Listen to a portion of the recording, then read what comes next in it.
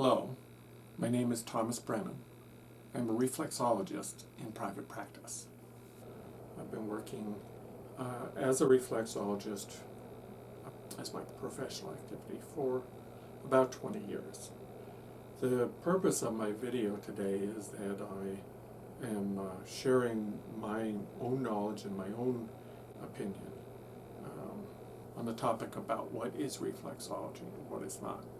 Today's video is about what's the difference between reflexology and massage, and I think that's an important conversation. Previous to this, I had taught a reflexology training program at a local massage school here in Arizona where I live for massage therapists. It was a 40-hour classroom time training, and the people who finished the class, most of them had a pretty good grasp on reflexology. Some of them went on to focus on reflexology, and a number of them went on for advanced training and certification.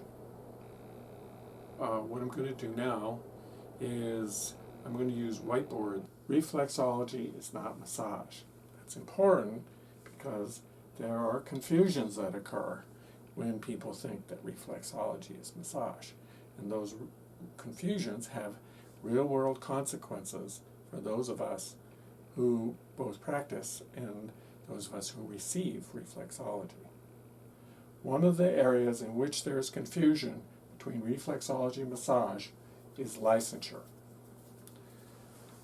This video is mostly for people who are practicing reflexology in the United States.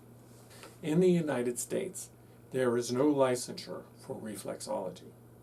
There is, however, licensure for massage. Massage is licensed by locality. The locality could be a state, could be a county, could be a city or a town.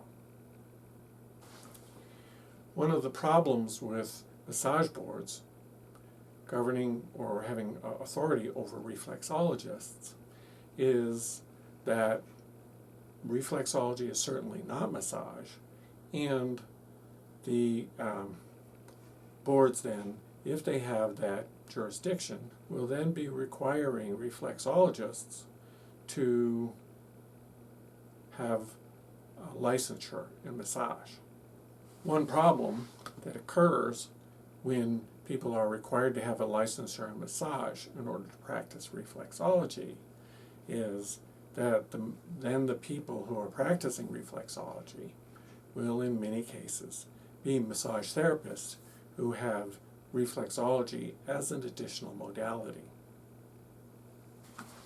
I have attended many advanced trainings in reflexology, and one of the things I have noticed is that, say, in a group of 20 people attending an advanced training in reflexology, maybe 2 of those people will also be massage therapists. So maybe 10 to 20% of people who have real training in reflexology will also be massage therapists.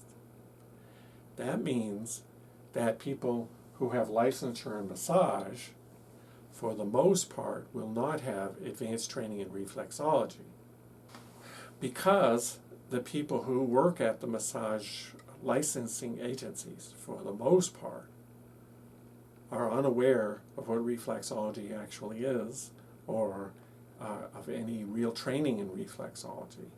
Those people will also tend to be unaware that massage therapists, for the most part, are going to be having a very minimal training in reflexology, if any. Now I will speak some about the training in reflexology that occurs in the United States.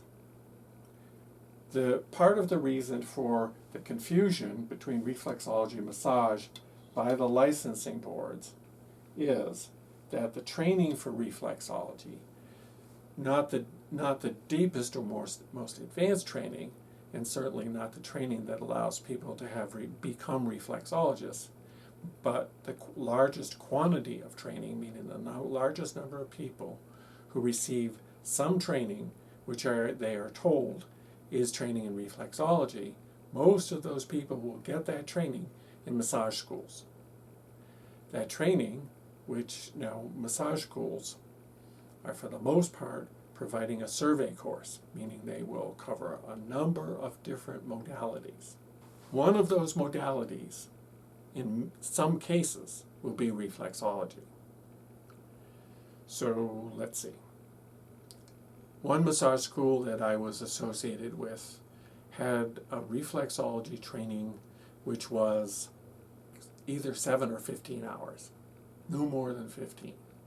And the training was taught from a photocopied text which gave very little information really about the reflexes and a description of technique which really is not, for the most part, what would be taught in a reflexology training. I had occasion to teach a 24-hour massage therapy continuing education units class for people who had received reflexology training at that school.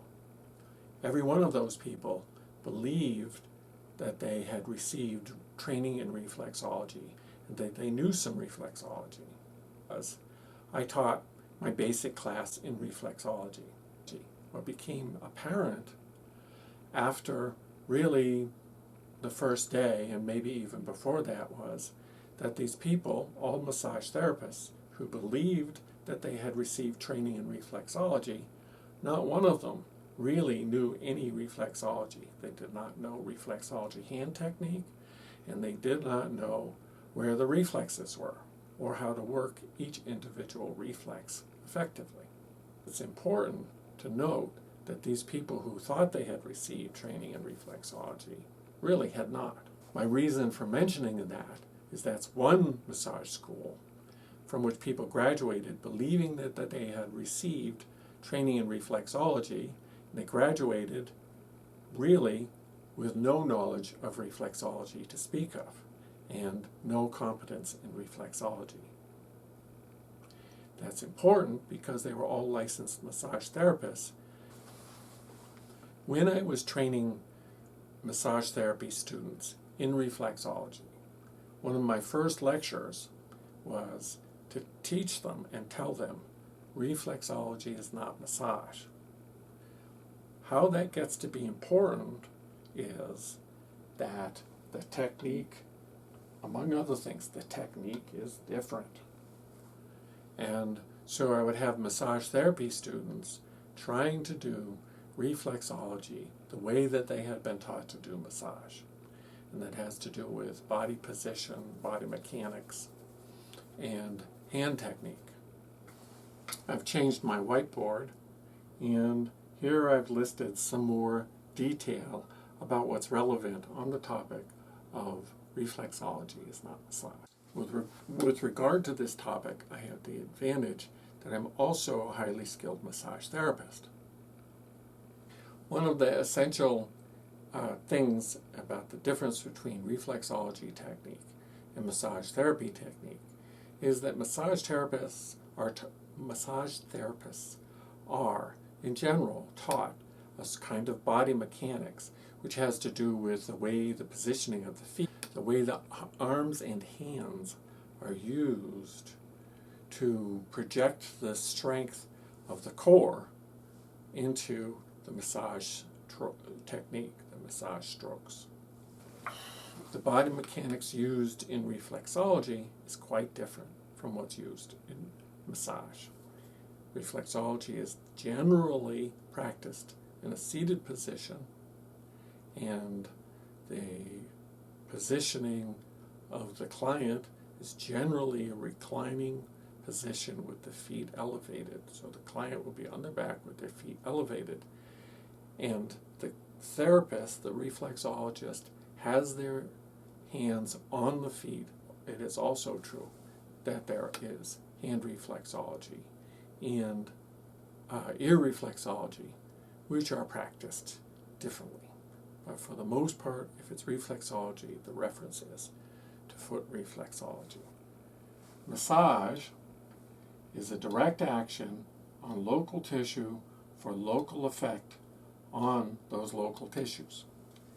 That means the simplest thing is if we're massaging a muscle, somebody's back, we're hoping to have an effect on that muscle in that location on the back. So we're hoping to have an effect on the tissue that we're actually touching. So if we're doing lymphatic massage, for instance, we're hoping we're acting directly on the lymphatic system for the intent of having an effect on the lymphatic system. If we're doing a fascia technique like myofascial or something, we're working directly on the fascia for the purpose of having an effect on the fascia. If we were doing trigger point therapy, we would be working directly on the trigger points for the purpose of having an effect on those trigger points. If we're working on the muscles, we are going to be working directly on the muscles for the purpose of having an effect on those muscles. Reflexology is action on reflex zones for effect on other tissues. So you notice that that's different from a direct action on a tissue for the purpose of an effect on that tissue.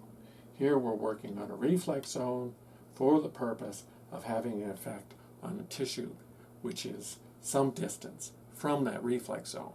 So our intent, although we're working on the reflex zone, and certainly we intend to affect the reflex, our purpose is to have an effect on the other tissue, which could be a muscle, an organ, some part of the body that is some distance from the reflex zone.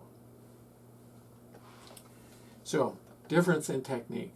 Well, if we were a massage therapist, we would know different techniques for each of these and many others. There are many massage techniques. In reflexology, all of the techniques that I know about, the primary techniques, are all based on the idea of press and release. So that's different from most massage techniques. And this press and release, we have hand technique. It's all hand technique. It's not, although we do use our whole body in a sense, we're not using the body mechanic techniques that are used in massage. We're using hand technique, which is, for the most part, or almost entirely going to be a press and release technique. The difference in hand technique is important because the way that reflexology has its effect is primarily a product of this press and release technique on the reflexes. To give an example, and this is from my point of view about the press and release technique, the difference in reflexology technique. At one point, I had a booth doing reflexology at a farmer's market. One of the things that occurred in that circumstance where I'm giving people a sample of reflexology almost always was people would sit down and would be quite literally sound asleep within 2 minutes. And this is in the context of a busy farmer's market. That effect, sound asleep after 2 minutes, is an effect of the press and release technique on the reflex zone.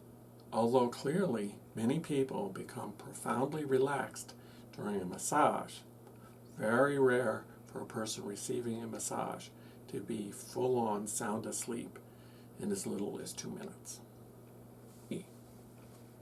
The literature in reflexology is based on the idea, and the theory of reflexology, based on the idea nature heals, and that life force found in nature can be released by action on the reflex zones. That specific action on specific reflexes, action on the reflex zones, press and release, releasing the life force, and then nature heals, is profoundly different from direct action on local tissues for direct effect.